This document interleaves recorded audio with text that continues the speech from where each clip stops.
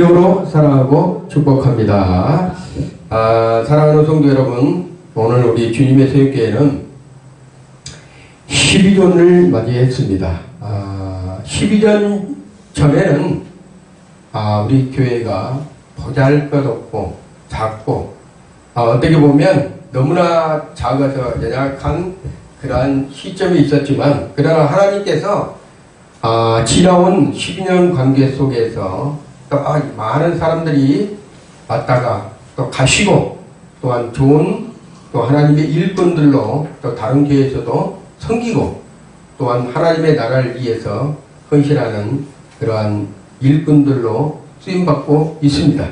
자, 교회가 하나 세워진다는 것은 눈물이 없으면 안 됩니다. 또 기도가 없으면 안 됩니다. 그렇지만 하나님께서 그 눈물과 기도를 통해서 또한 양육시키고 또 교회를 훈련시켜서 그 교회가 성장할 수 있도록 이끌어 가신 분은 하나님이셔요. 그 과정 하나를 이렇게 돌아보면 어쩔 때는 하나님이 진짜 계신가? 하나님이 어떻게 우리에게 이렇게 하실 수 있을까? 하나님이 또한 하나님이 이렇게 하면 어떻게 교회를 끌어가라고 하시는 것일까? 이러한 부분도 그 12년 관계 속에서도 체험도 하고 경험도 했습니다. 그런데 놀랍게도 하나님은 그 순간순간들을 하나님께서 함께 하셨고, 또한 그 주님 안에서 성장할 수 있도록 또 길을 열어주시고, 또한 멈추지 않는 행동을 계속 이루어 가신 그 하나님을 우리가 보았습니다. 그래서 오늘은 우리 하나님께 이 12년에 주님의 새벽교회를 인도하신 그 은혜에 감사해서 우리가 찬양도 드리고 또 하나님께 영광을 돌리고 있는 감사의 제단입니다. 그리고 결단의 지금 시간이라고 저는 봅니다. 왜 그런가 하면 지금까지 12년을 하나님께서 인도해 주셨지만 앞으로 12년뿐만이 아니라 오늘 우리 이종원 집사님께서 기도해 주신 것처럼 어린이부터 모든 어르신들까지 섬기는 교회, 또한 그를 통해서 대대손손 하나님이 기뻐하신 교회로 성장할 줄 믿습니다. 오늘 말씀은 제가 우리 교회에 대해서 말씀을 전해야 되는데, 저번 주에 우리 하나님께서 미리 말씀을 주셨어요. 그래가지고 오늘은 하나님과 연합관계, 하나님과의 연합관계라는 제목으로 여러분과 함께 은혜를 나눌까 합니다. 자, 우리는 종종 살다 보면 이런 일이 있어요. 하나님이 진짜 나와 함께 하실까? 성령님이 내 안에 계신가? 이렇게 궁금증이 있을 수도 있습니다. 그래서 우리는 그 하나님의 위대한 진리의 말씀을 우리가 먹으면서도 어쩔 때는 의심을 한다는 거예요. 실제 내 안에 예수님이 계실까? 아니, 실제로 성령님이 내 안에 들어와 계실까? 어떤 분들은 체험도 한 것 같고, 또 어떤 분들은 아니야, 나는 안 계신가 같기도 하고, 이런 생각을 가지고 사는 신앙인들이 많습니다. 하나님께서 이 우주 만물을 만드시고 이 지구상에 예수 그리스도를 보내심으로 약속하시고 이 땅에 예수 그리스도를 보내신 것은 인류 역사상 가장 위대한 사건이에요. 인류 역사상. 하나님 자신이 이 땅에 오셔서 하나님 자신이 십자가에 달리시고 하나님 자신이 인간의 모든 죄를 사해 주시고 다 이루시고 하나님 자신이 우리의 인간의 속에 다시 사람들 속에 들어오셔서 함께 거하신다는 것. 이거는 우리가 살아오면서 그 어떠한 많은 인류가 살아오면서 많은 경험도 했지만 그 사건은 위대한 사건이라고 해요. 예수 그리스도께서 십자가에 죽으시고 부활하시고 승천하시고 예수님께서 말씀하신 대로 하나님께서 받으셔서 자기의 이름으로, 예수 그리스도 이름으로 우리에게 선물을 주시겠다. 약속하신 그 선물이 바로 성령 하나님이십니다. 그 하나님은 하나님의 영이면서도 삼위일체의 하나님의 인격적인 하나님의 임재 가운데 있는 그러한 놀라운 역사예요. 자, 그래서 우리가 이렇게 보면 그리스도의 사랑에 거한다는 것은 반드시 우리 안에 누가 들어오셔야 된다면 성령님이 들어오셔야 된다는 거예요. 예수를 믿으면 반드시 성령님을 만나야 됩니다. 예수를 믿지 아니하면 성령님을 만날 수가 없어요. 자, 그래서 제가 전주에 두 번째 주간에 자의 파쇄에 대한 부분을 제가 절실히 여러분에게 말씀을 드렸습니다. 이제는 자아가 파쇄됐으면 한 영이신 성령 하나님께서 우리 안에 오셔서 우리와 동거, 동락, 동행, 영원토록 함께 하시는 그것을 여러분이 인정하고 믿고 따라가야 된다는 것이에요. 여기서 그런데 중요한 한 가지가 있습니다. 내가 과연 그러면 그러한 하나님과 연합관계에서 내가 살고 있는가? 그러한 성령님과 내가 동행하고 있는가? 그것을 내가 믿고 내가 순종하고 그분과 함께 하고 있는가? 그분 안에서 내가 거하고 있는가? 그분이 내 안에 거하셔서 하나된 삶을 내가 진짜 실제로 살고 있는 건가? 우리가 질문을 우리 자신한테 해봐야 됩니다. 한 번씩. 실제 예수님께서 성령으로 우리 안에 들어오셔서 실제 우리가 나와 동행하면서 살고 있는가? 우리 자신에게 질문을 해봐야 됩니다. 성령과 연합된다는 것은 예수님 마음이 곧 내 마음이 된다는 거예요. 성령님과 연합을 된다는 것은 예수님의 마음이 곧 내 마음이 되고 예수님의 생각이 곧 내 생각이 되고 예수님의 뜻이 내 삶의 방향이 된다는 것을 인정을 해야 됩니다. 그런데 내 생각과 예수님의 생각이 다르면 그거는 아직도 내 생각 위주의 사람으로 살아가고 있는 것이에요. 자, 하나님의 뜻을 따라 살아가는 삶은 변화된 삶이요 순종의 삶이라는 거예요. 변화된 삶이요 순종의 삶이라는 거예요. 여러분이 잘 알다시피 아브라함은 번토지척 아비집을 떠났다고 그랬어요. 하나님의 말씀이 아브라함에게 임했을 때 아브라함은 번토지척 아비집을 떠났다는 것은 자기의 생각, 자기의 의지, 자기의 감정, 자기의 모든 것을 누구에게 맡겼다가 하면 하나님의 말씀에 맡기고 의지하면서 따라가는 사람이었어요. 그렇듯이 성령님의 인도하심을 받은 사람들은 그 말씀에 순종할 줄 아는 사람들이 진정한 성령님의 인도하심을 받는 사람입니다. 자, 모든 관계 중에서 가장 영원하고도 깊은 관계는 뭐라 한다면 하나님과의 연합관계예요. 우리가 가족에서도 부부간에서도 하나가 된다는 것은 뭐라 하면 연합된 거예요. 연합이 되지 아니하면 부부관계나 인간 세상의 어떤 사회적인 문제라든가 이런 부분들이 잘못하면 끊길 수 있고 또한 다툼으로 인해서 나누어질 수 있다는 것이에요. 그래서 우리도 하나님과 연합관계가 되지 않냐면 내 생각, 내 방법, 내 뜻대로만 살아갈 수밖에 없는 그러한 삶을 살아간다는 것입니다. 자, 이것이 바로 영원한 하나님의 뜻이에요. 이 땅에 예수 그리스도를 보내주시고 예수님께서 인류의 모든 죄를 되새고 주시고 승천하시면서 우리에게 약속하신 성령, 그 성령이 우리와 함께함으로써 연합된 삶을 살기를 원하신 것이 주님의 바람이라는 것이에요. 주님의 바람. 자, 성령님과 연합된 복음이라는 것이 과연 뭘까? 내가 예수 그리스도를 나의 구주로 인정하고 받아들이고 그분을 통해서 내가 제사함 받고 예수 그리스도를 통해서 내가 주님 앞으로 아버지 앞에 영원히 또 살 수 있는 것을 내가 믿으면 하나님과의 연합관계에서 지금 살아가고 있는 것이에요.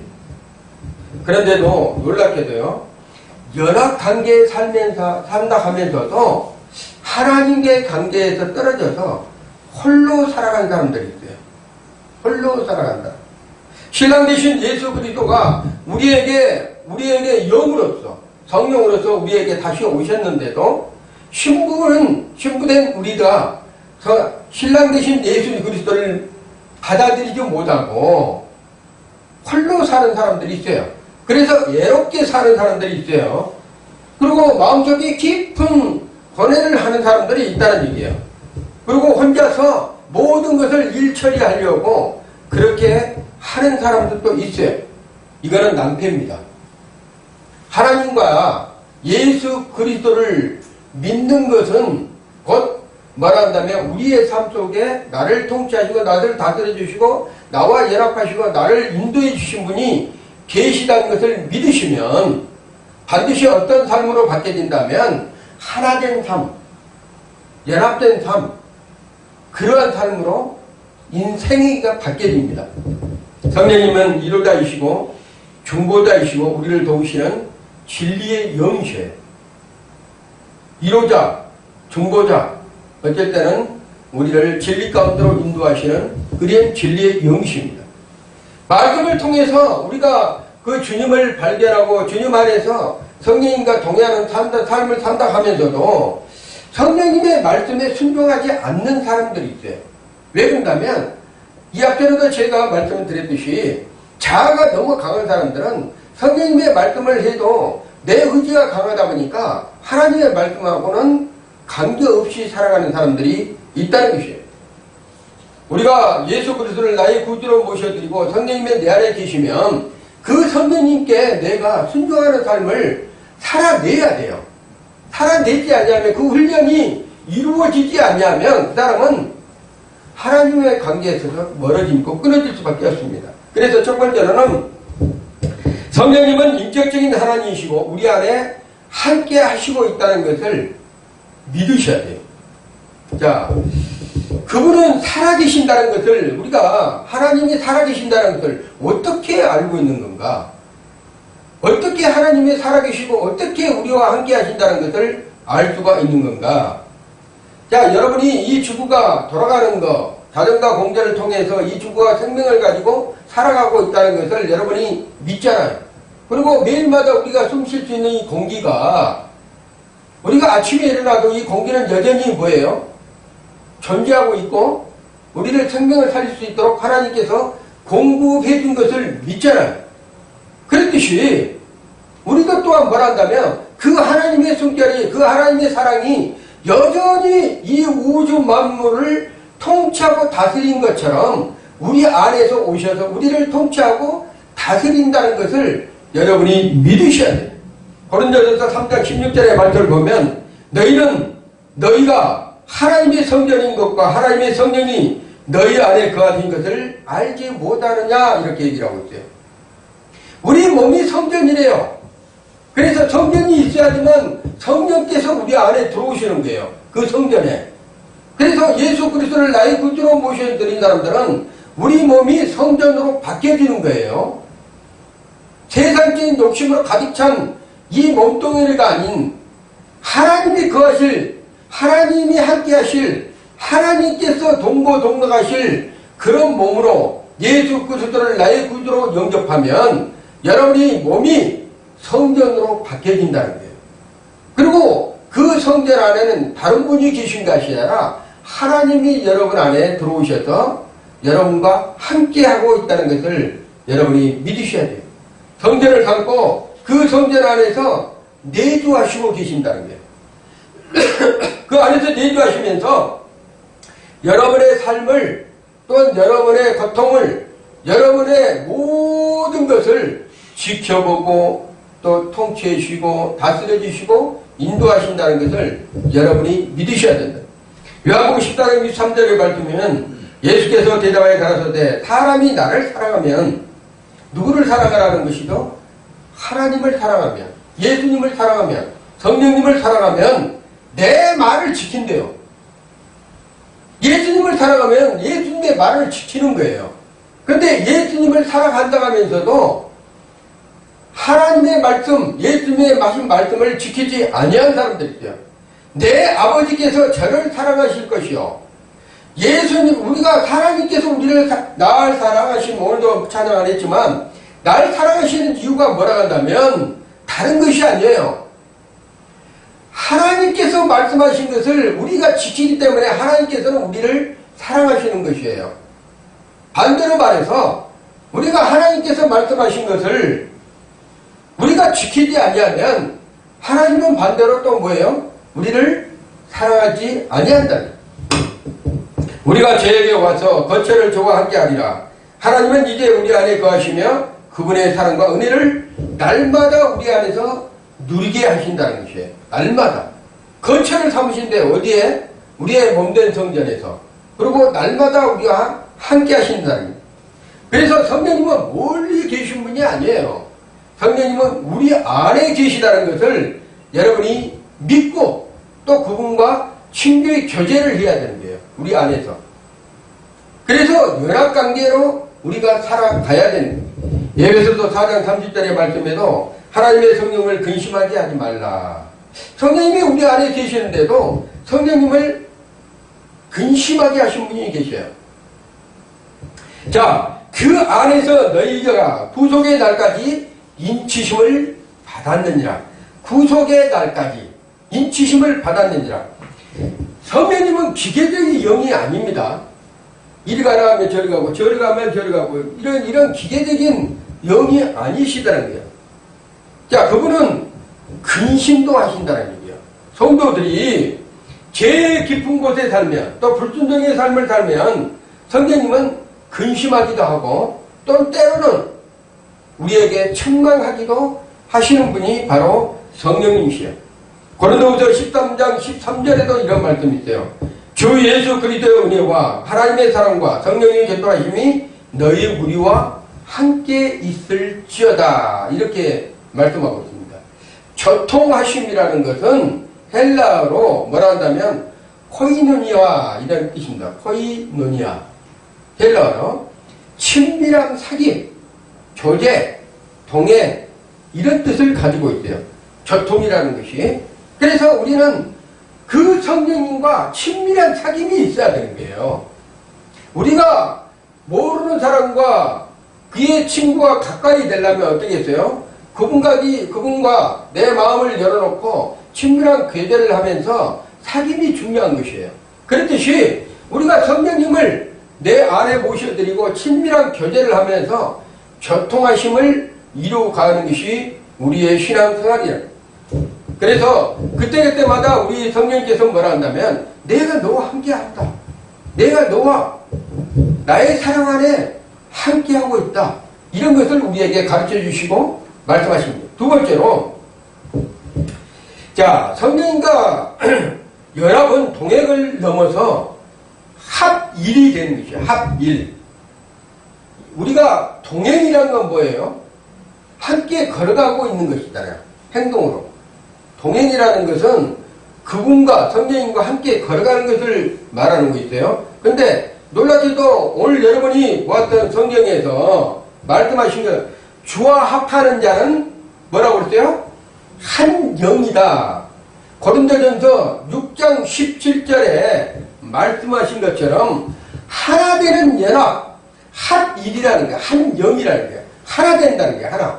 내 영과 성령님은 하나 돼. 둘이 아니라 하나 된다. 그래서 하나님과 우리가 한 영이 된다는 것을 여러분이 알아야 돼요. 동행만 하는 것이 아니라 하나님과 나와 하나 되는 것. 한 영이 되는 것. 자, 그렇게 하나님과 내가 떨어진 존재가 아니라 하나님과 연합되어서 살아가는 존재라는 뜻이라는 것이에요. 하나님과 연합되어서 살아가는 존재. 자, 이게 오늘 여러분이 그 연합의 하나님과 연합관계에 대한 부분을 깊이 깨달으면 하나님과의 관계성에서 내가 어떻게 살아가야 되는가, 신앙생활은 어떻게 해야 되는 것을 여러분이 알게 됩니다. 로마서 8장 9절의 말씀, 만일 너희 속에 하나님의 영이 거하시면, 우리 속에 하나님의 영이 거하시면 너희가 육신에 있지 아니하고 영에 있나니, 하나님과 우리 하나님께서 우리 속에 거하시면은 어떤 일이 벌어진다면요, 우리가 육신에 있지 않대요. 육신에 있지 아니하고 영에 있다고 그런 거예요. 영에 있나, 누구든지 그리스도의 영이 없으면 그리스도의 사람이 아니라, 이렇게 했대요. 자, 이 말씀은 두 가지 의미가 있어요. 두 가지 의미. 첫 번째로 뭐라 한다면, 하나님 영이 우리 안에 거하실 때 우리는 더 이상 육신에 있지 않다는 거예요. 아니, 나는 육신의 삶을 사는 것 같은데 매일마다 생각한 거나 판단하는 거나 행동하는 거나 이런 것들이 전부 다 육신에 사는 것 같은데, 하나님께서 우리 안에 거하시면 육신의 사람이 아니다. 그거는 말씀이 그렇게 하면 그러하다고 믿어야 돼요. 하나님께서 나는 육신의 생각을 하는 것처럼 보이지만 하나님 영이 우리 안에 거하시면 더 이상 우리는 육신의 사람이 아니에요. 하나님의 영으로 합일된 사람, 한 영이 된 사람은 육신의 사람이 아니라는 거예요.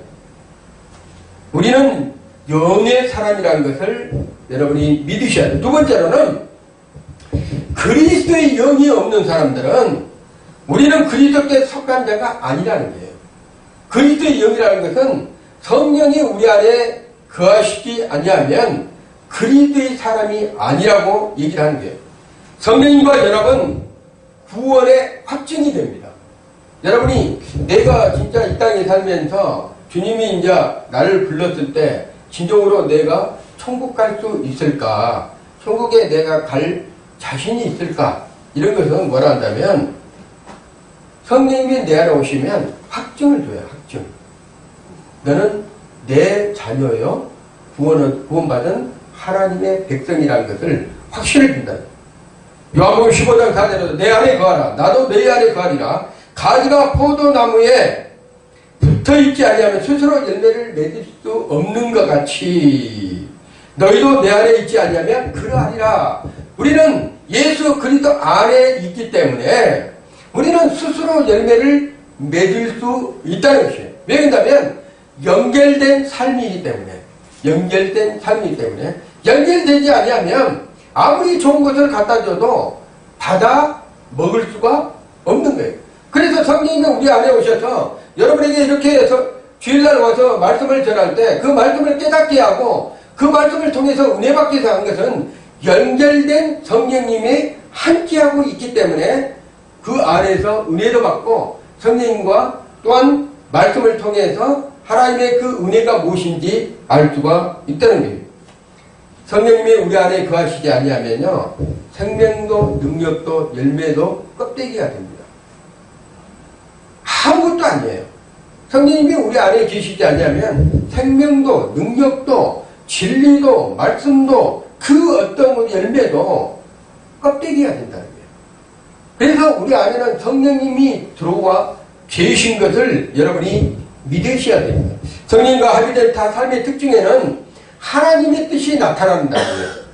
성령님과 함께 되면 우리는 열심히 세상에서 산 것처럼 보이지만 실제는 우리는 육신의 삶이 아니라 영의 삶이기 때문에 성령의 열매도 맺지만 중요한 것은 하나님의 뜻을 이루어가고 있다는 것을 아는 것이에요.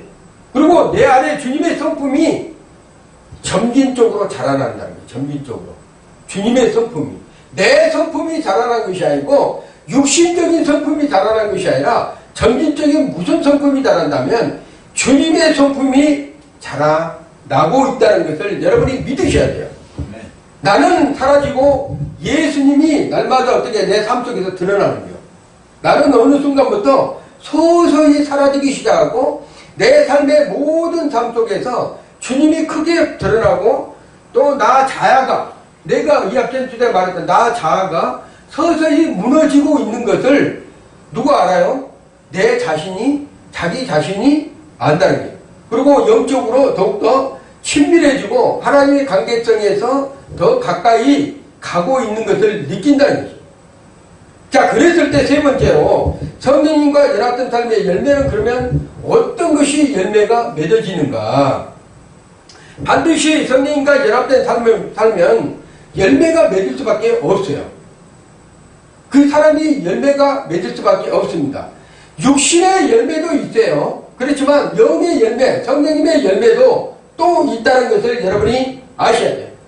자, 성경에 보면 갈라디아서 5장 22절에서 23절에 말씀 보면 오직 성령의 열매는 사랑과 희락과 화평과 오래 참음과 자비와 양성과 충성과 온유와 절제니 이 같은 것을 금지할 법이 없느니라. 이렇게 말씀하셨습니다. 성령님이 우리 안에 오시면요, 자연스럽게 이렇게 성령의 열매가 맺어지게 된다는 거예요. 내가 성령의 열매를 맺어야 되겠다고 열심히 노력하는 것이 아니라 자연스럽게 맺어진다는 거예요. 자연스럽게. 성령의 열매는 여러분이 잘 아셔야 돼요. 행동이 아니에요. 어떤 사람들은 성령의 열매가 행동으로 보여지는데 행동이 아니라 성품이에요. 성품. 그 사람의 성품에 나타나는 거예요. 행동이 아니라. 자, 그래서 성령님과 진짜 연합된 사람들은 성품이 변화됩니다. 성품이. 우리 쉽게 말하면 인격이 변화된다는 거예요. 인격이 자체가.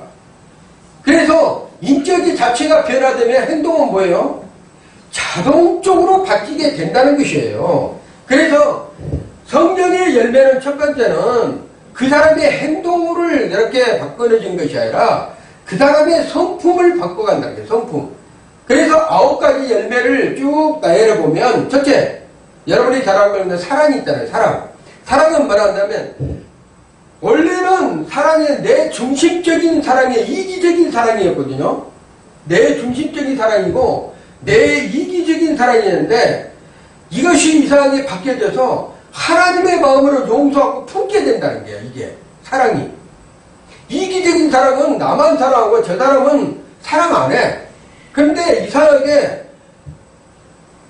성품이 성령님이 내 안에서 주장하는 그 성품이 내 마음의 인격을 다스리면 어떻게 된다면 첫째는 남을 용서할 수 있는 성품으로 바뀌어진다는 거예요. 바뀌어져.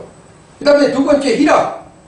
희락은 뭐라 한다면 상황에 따라서 감정이 상황에 따라서 감정이 아니라 성령이 주시는 내면의 기쁨이 속에서부터 올라와.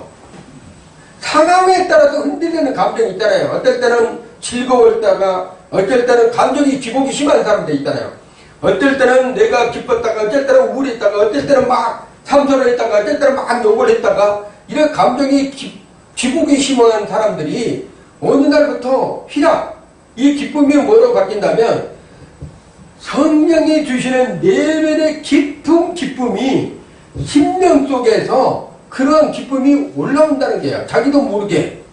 그거는 성품이 바뀌어져 가고 있다는 것을 여러분이 믿으셔야 돼요. 세 번째로 화평. 화평은 뭐라 한다면 내 안에 불안과 분노가 사라지기 시작하고 내 안에서 이런 거 불안도 있었는데 어느 때는 분노도 있었는데 어느 날부터 불안과 분노가 사라지기 시작한 거예요. 그리고 성령님 안에서 평안과 안정이 느끼게 된다는 거예요. 어떤 어려움이 어떤 근심이 와도 전에는 막 불안하고 막 걱정이 되고 분노가 치밀어 오르고 막 이랬었는데 어느 날 순간부터 어떤 일을 한다면 평안이 딱 하고 안정된 느낌이 든다는 거예요. 이게 뭐라 한다면 화평이 주님의 성품으로 바뀌어가는 거예요. 그 다음에 또한 네 번째로 오래 참음이 있잖아요. 오래 참. 이 오래 참으면 상처를 주는 사람을 그 사람을 위해서 인내하는 방법이거든요. 상대방이 나에게 막 상처를 줘. 상처를 주는데도 인내하는 방법인데 어떻게 바뀌어진다면 예수님께서 하셨듯이 기다리는 마음을 예수님의 마음으로 바뀌어줘요. 그래서 용서가 되는 거야. 그 사람인데. 그리고 인내하게 되는 거예요. 그 다음에 자비와 양성. 남을 판단하는 입술이 어느 날부터 남을 막 비방하고 판단하는 입술이 어떤 날부터 긍휼과 선함으로 채워지기 시작해요. 긍휼과 선함으로. 그 다음에 충성과 온유. 말과 행동에서 하나님께 대한 진실함과 전 사람이 오늘날부터 조선의 성품에서 흘러나오는 그런 것을 본다는 것이에요. 마지막으로 절제. 성령이 도우심으로 욕망과 감정을 절제하고 경건하게 살아가는 사람으로 바뀌어지는 것을 말하고 있습니다.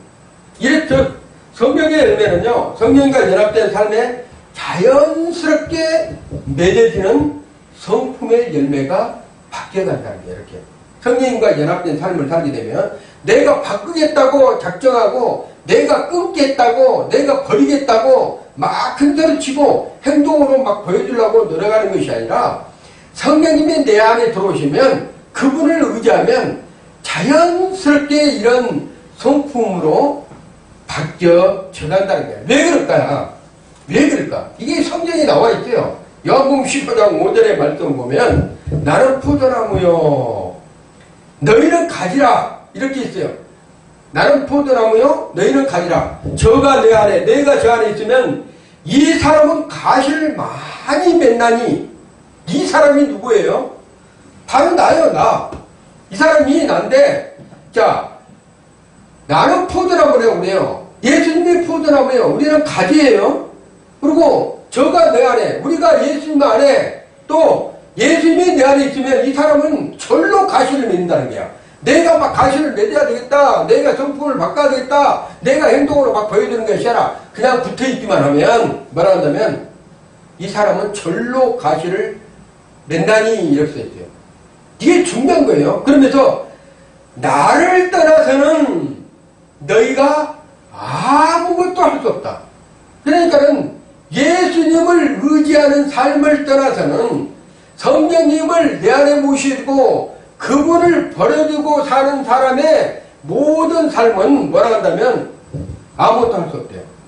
누가? 크리스찬들이. 그래서 크리스찬들이 성격이 바뀌어지지 아니하고 열매가 맺지 않는 것은 뭐라 한다면 떠나서 살고 있는 거예요. 가지가 붙어 있어야 되는데 가지가 떨어져 살고 있는 거예요. 어디에서? 포도나무에서. 주님의 그 마음속에서 떨어져 살고 있다 보니까 절로 가시를 맺는 것이 아니라 아무것도 할 수 없는 이러한 사람으로 전략에 가고 있다는 거예요. 성령과 연합되면 많은 열매를 맺는 것이 저절로 나타난다는 거예요. 저절로. 내가 하려고 하는 것이 아니라 저절로 나타난다는 거예요. 로마서 8장 6절에서 육신의 생각은 사망이라고 그랬대요. 영의 생각은 생명과 평안이니라 이렇게 합니다. 영의 생각. 영의 생각이 뭐예요? 성령님과 함께하는 생각. 예수님과 함께하는 생각. 하나님의 말씀에 내가 순종하는 생각. 이것이 뭐라냐면 생명이 있고 평안이 있다는 거예요. 성령 안에 거하는 자는 생명과 평안을 누립니다. 상황에 따라서 외적인 상황에 따라서 내가 바뀌어지고 왔다 갔다 하고 이런 것이 아니라 상황에 따라서 바뀌어지는 삶이 아니라 성령님 안에 살면 어떤 상황에서도 생명과 평안을 누리는 삶으로 살아간다는 거예요. 예수님의 형상을 담는 삶은 고린도후서 3장 18절의 말씀을 보면 우리가 다 수건을 벗은 얼굴로 거울을 보는 것 같이 주의 영광을 보매 그와 같은 형상을 하여 영광에서 영광에 이르니 곧 주의 영으로 말미암았느니라 이렇게 했어요. 자, 그 뜻이 뭐라면 예수님의 형상으로 빚어가시는 과정이라는 거예요. 과정. 우리의 삶이 우리의 모든 행위가 예수님의 삶으로 하나하나씩 지금 여러분이 가고 있고 빚어지고 있는 거예요. 우리를 예수님께서 흙으로 사람을 빚어서 뭐를 만들었어요? 사람을 만들잖아요. 그렇듯이 성령님께서 우리 안에 오셔서 여러분의 이 육신된 삶을 빚어가면서 만들어가고 있는 과정을 말씀하시고 있는 것이에요. 본문 네 번째로 성령님과 연합을 방해하는 것들이 있어요. 우리가 이렇게 연합된 삶을 살아가야 되는데 방해하는 요소들이 있다는 거예요. 자, 예수님의 형상을 닮아가기를 원하는데 우리 속에서는 그러한 것들을 방해하는 것들이 우리를 성령님과 동행하지 못하도록 성령님과 하나 되지 못하도록 방해하는 요소들이 있다는 거예요. 그게 뭐라면 첫 번째로 죄라는 것이에요. 죄라는 것. 성령님을 근심하게 하는 것이 뭐란다면 죄예요. 큰 장애물입니다. 예배소서 4장 30절의 말씀을 보면 하나님의 성령을 근신하게 하지 말라. 그 안에서 너희가 구속의 날까지 인침을 받았느니라. 자, 우리가 죄를 미워한다 하면서도 죄를 즐거워하는 사람들이 있어요. 그러면 뭐란다면 성령님이 근심하게 돼요. 내가 성경에서 말씀하신 그 죄를 미워한다 하면서도 죄를 즐거워하는 사람들이 있어요. 그러면 성령님과 교제의 단절이 됩니다. 결합을 흐르게 만든다는 거예요. 그래서 우리는 성령님과 그 단절에서 끊어지지 아니하려면 회개해야 돼요. 반드시. 그리고 그 숨겨진 죄, 미움, 정욕, 거짓, 탐욕, 용서하지 못한 것들, 마음에 있는 죄는 성령님을 멀리하기 때문에 반드시 회개를 해야 됩니다. 그게 이사야서 59장 2절의 말씀에 기록이 되어 있죠. 뭐라고 기록이 되어 있다면 오직 너희 죄악이 오직이에요. 오직 너희 죄악이 너희와 너희 하나님의 사이를 내었고 하나님과의 관계에서 벌어졌다는 거예요. 너희 죄가 그 얼굴을 가리워서 너희를 듣지 아니하시게 함이니라. 이렇게 써있어요. 죄가 하나님의 얼굴을 가리고 죄가 하나님과 나의 관계를 금을 그는 거예요. 금을 그어요. 그래서 죄를 짓게 되면 근실하게 되고 성령님께서 죄를 더 깊이 짓게 되면 어떤 일 한다면 성령님과 단절이 될 수도 있다. 그래서 여러분이 기도에도 응답이 안 되고 그대에도 근심이 오면 지금 회개를 해야 될 때란 얘기예요. 기도보다도 먼저 앞서야 되는 것은 내 자신을 하나님 앞에 돌이켜보고 회개할 때란 얘기입니다. 두 번째는 자아예요. 자아. 이 앞전에도 두 번이나 제가 말씀해 드렸던 것처럼 자아예요. 성령의 다스림을 거스리는 거예요. 가장 이 자아가. 갈라디아서 5장 17절의 말씀, 육체의 소욕은 성령을 거스리고 성령은 육체를 거스리나니 이 둘이 서로 대적함으로 너희가 원하는 것을 하지 못하게 한다는 거예요.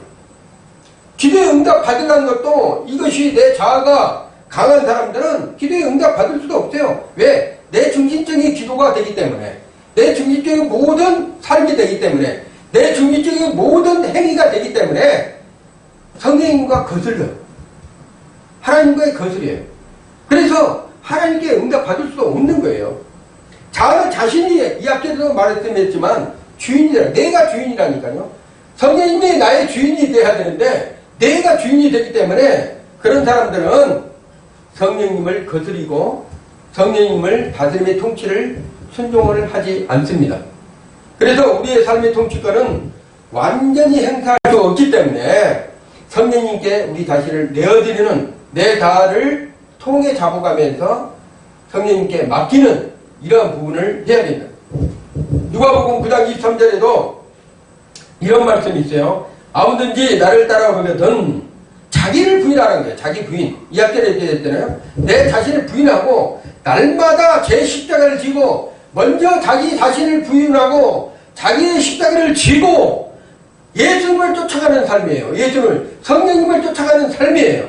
그랬을 때 그 성령님께서 우리의 자신을 부인했을 때부터 일을 하기 시작한다는 거예요. 성령의 인도하심을 따를 때는 반드시 내 자신을 부인해야 됩니다. 내 자아를 부인해야 돼요. 그랬을 때 성령님께서 일하기 시작한다는 거예요. 자, 세 번째로는 불순종이에요. 불순종. 연합관계에서 세 번째는 불순종. 성령의 음성을 듣고도 외면하는 마음이에요. 불순종이에요. 불순종이 다른 것이 아니에요. 하나님의 말씀이 있는데도 하나님 말씀에 순종하지 않는 것이 불순종이에요. 하나님께서 응답해줘도 그 응답은 말씀에 내가 순종하지 않고 내 멋대로 행동하는 것이 불순종이라는 거예요. 이스라엘 백성이 그랬잖아요. 이스라엘 백성이. 사도행전 7장 51절의 말씀을 보면 이런 말씀. 목이 곱고 마음과 귀에 할례를 받지 못한 사람들아, 이렇게 얘기해요. 목이 곱고 마음과 귀에 할례를 받지 못한 사람들아, 너희가 항상 성령을 거스려 너희 조상과 같이 너희도 하는 거다. 우리의 조상이 누구였대요? 믿음의 조상? 아브라함. 우리 조상이 아브라함, 이삭, 야곱 쭉 내려오잖아요. 그에 있을 때 그의 하나님의 백성들의 목이 굳어가지고 하나님의 말씀에 불순종해서 다 죽었다 강야에서 모세 시대 때 강야에서 다 죽었듯이 지금도 그런 사람들이 많다는 얘기예요. 불순종하면 하나님의 말씀이 떨어졌는데도 그 말씀에 순종 안 주고 자기 의지대로 자기 생각대로 자기 방법대로 하나님 말씀에 거스려가지고 사는 사람들, 우리의 용 깊은 곳에서 감동을 촉구를 해야 됩니다.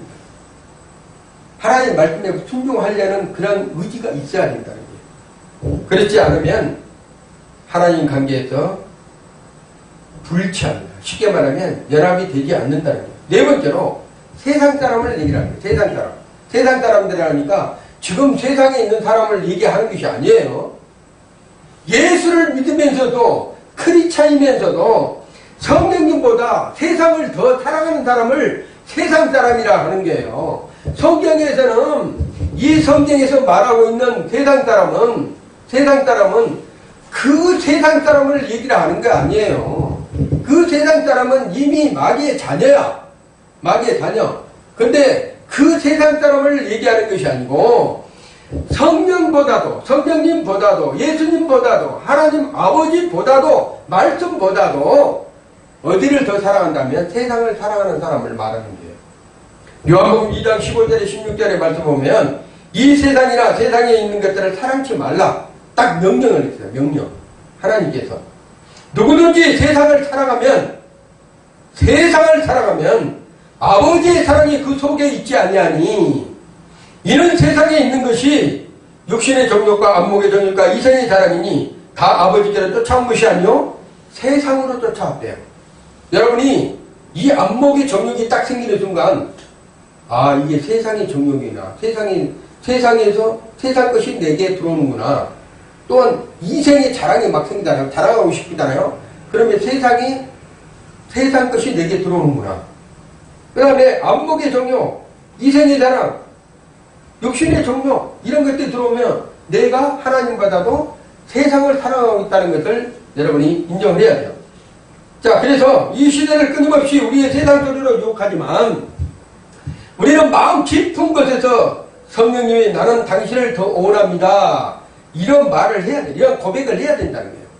세상 것들이 막 우리를 감싸려고 하잖아. 세상 욕심들이 막 나를 이렇게 미혹하려고 하잖아요. 그럴 때마다 성령님, 나는 성령님을 더 사랑하기를 원합니다. 이런 말을 고백을 해야 된다. 그랬을 때 성령님께서 우리의 모든 것을 이끌어 가시고 인도해 가신다는 거예요. 자, 그러면 이런 것들에서 연합을 회복하는 길이 어떤 것인가? 첫째, 정직한 회개가 필요하다는 거예요. 정직한 회개. 하나님 앞에 온전히 다르게 모든 것을 죄를 고백하는 거예요. 그리고 그 자비로우심과 용서하심을 우리가 인정하고 그분 앞에서 온전히 나를 내어드리는 것입니다. 그리고 두 번째는 자아의 십자가 못 박는 거예요. 날마다 바울 사도가 그랬듯이 나의 정과 욕심을 십자가에 못 박는 사건을 우리가 날마다 해야 된다는 거예요. 그리고 즉각적 순종을 삶을 살아야 돼요. 하나님 말씀이 떨어지면 하나님의 말씀이 내가 보았다면 그 삶에 즉각적 순종을 하나님께서는 원하시는 거예요.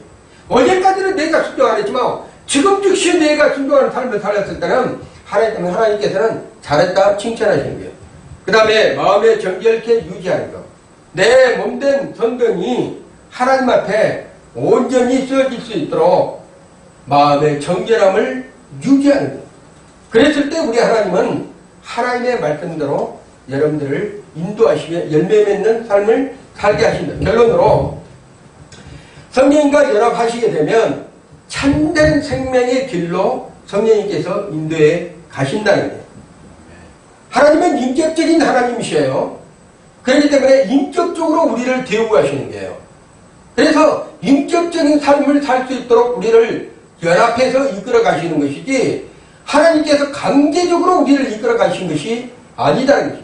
그래서 하나님은 더딘 것처럼 보이지만 우리가 실패하지 않고 좌절하지 않고 온전한 구원을 이룰 때까지 우리를 지속적으로 성령님을 통해서 열매 맺는 삶으로 끌어가신다는 거예요.